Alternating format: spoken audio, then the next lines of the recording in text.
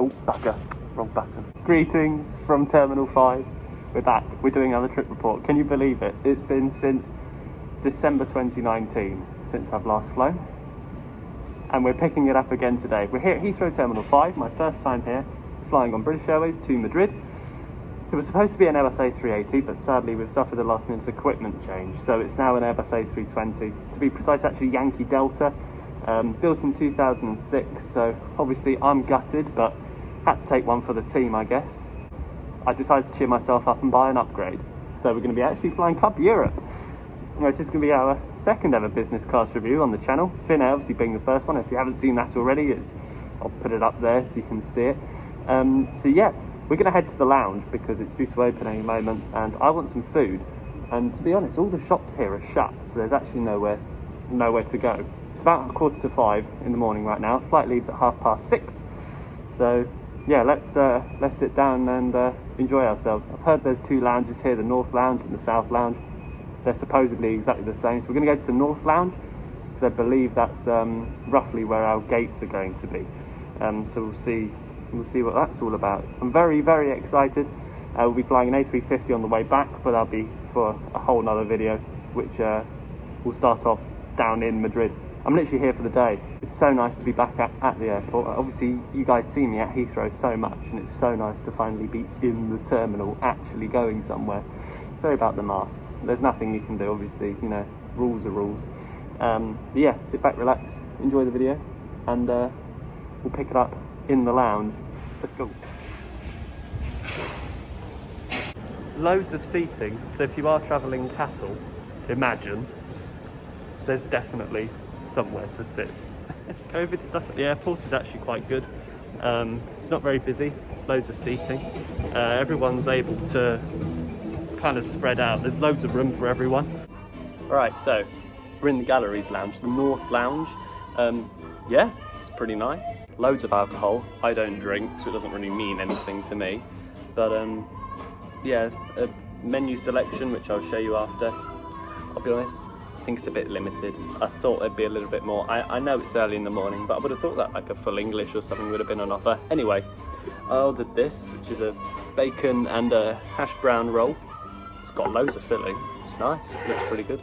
Tomato chop, of course, and a coffee, which is just behind there. You do use the QR codes to order.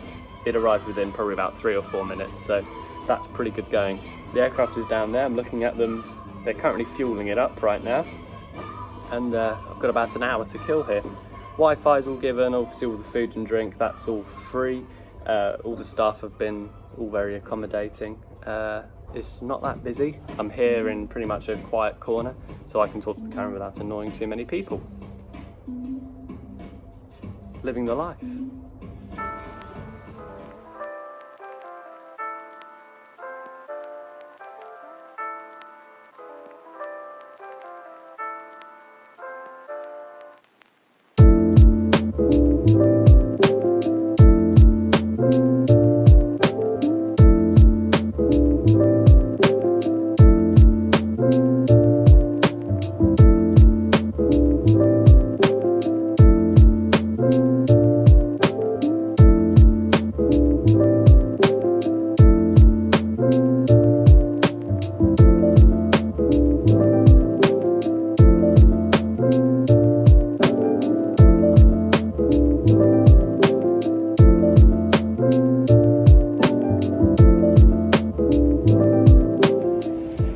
I left the lounge after our gate was announced. We were at stand 502 today, and waiting there was Yankee Delta.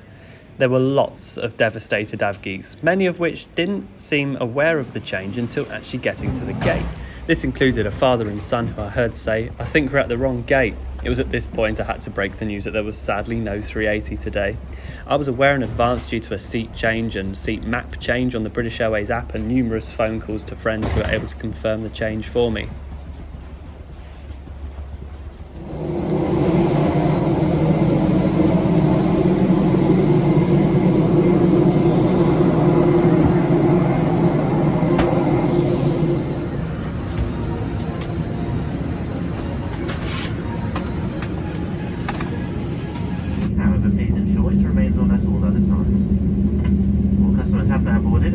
We will be shortly briefing you on the safety procedures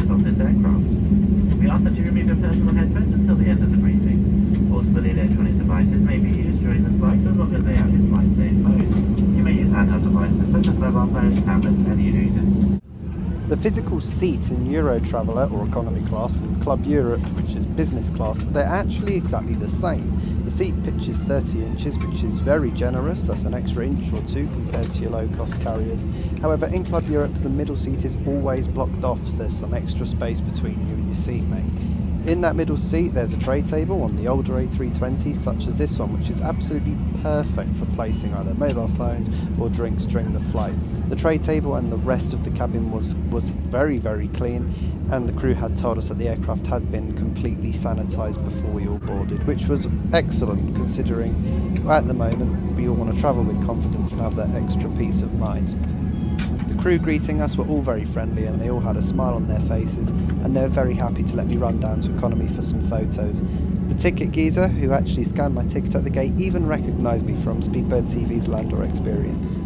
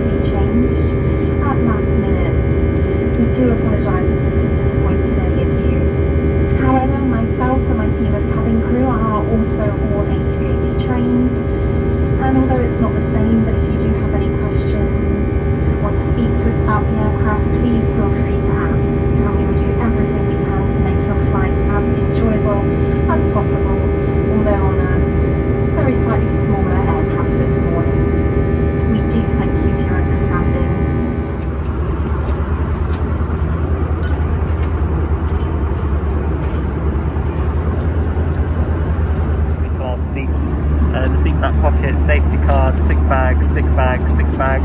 They give you hand wipes, which is always good. I've got drinks in a glass, British Airways branded as well, with a coaster. And in the reading pocket here, there's actually no reading material due to COVID. They've taken it all out.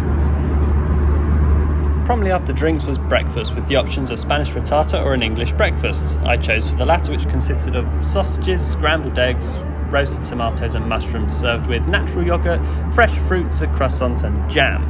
All breakfast was served in a single tray, which is standard for European business class. However, the china plates and metal cutlery were a nice touch. Sadly, the croissant was still served in the packaging in response to COVID. However, it was thoroughly warmed through and very nice.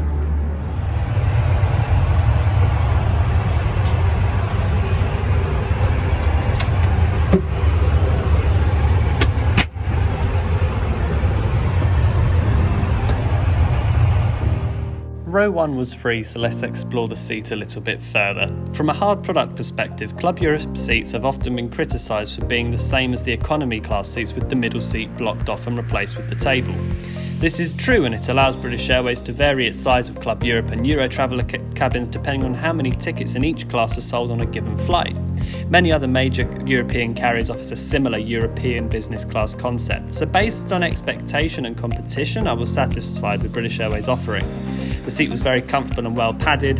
The headrest was fully adjustable, which in all classes, which is a feature not available on some other carriers. Sadly, their newer aircraft, such as the A320 Neo and A321 Neo, so not this aircraft, have their new Recaro slimline seats, which are often regarded to be not as comfortable and just an overall downgrade. I haven't flown them myself, so I can't comment. BA's newest aircraft also don't feature the handy table in the middle seats, which is a shame. However, I would imagine it's probably to do with cutting costs. Each seat does offer individual power ports, however they were disabled for the flight, and I've been advised that there's a software issue which is stopping them from working, and British Airways are tackling the issue to rectify it ASAP.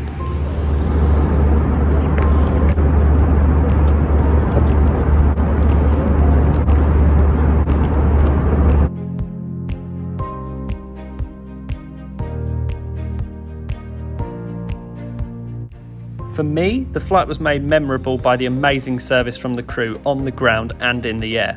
If we put the aircraft swap aside, I found the flight flawless from a service perspective. The check-in agent was helpful when upgrading me, and the cabin crew were incredibly attentive and professional, but also friendly and fun. This made me feel welcome on board and gave me the impression that cabin crew were happy to talk to me and other passengers, which is something that some other airlines don't give the same vibe, sadly. They kindly offered me a flight deck visit after landing and thanked us for our patience and perseverance with the aircraft change. When serving drinks and food, they explained the menu well and were very knowledgeable about the products they were offering. This allowed for a very personal and memorable experience on board, and if any of the crew are watching this, I'd just like to say a massive thank you. When they collected our drinks, I stretched my legs and headed to the galley to say hello to them all. We had a great conversation about the Airbus A380, and they explained that sadly crewing levels were the reason for the change. Our cabin manager had been flying to Frankfurt and back all week on the A380, saying how she met many YouTube stars such as Daniel Goes from Nonstop Dan and Nikki Kelvin from The Points Guy. They were gutted about the equipment change just as much as we were. As mentioned earlier, I was thoroughly impressed with the hard product, and I would not hesitate to fly British Airways again. I wouldn't even hesitate to pay a small premium over low-cost carriers for some of mine and my family's most regular routes, such as Sicily.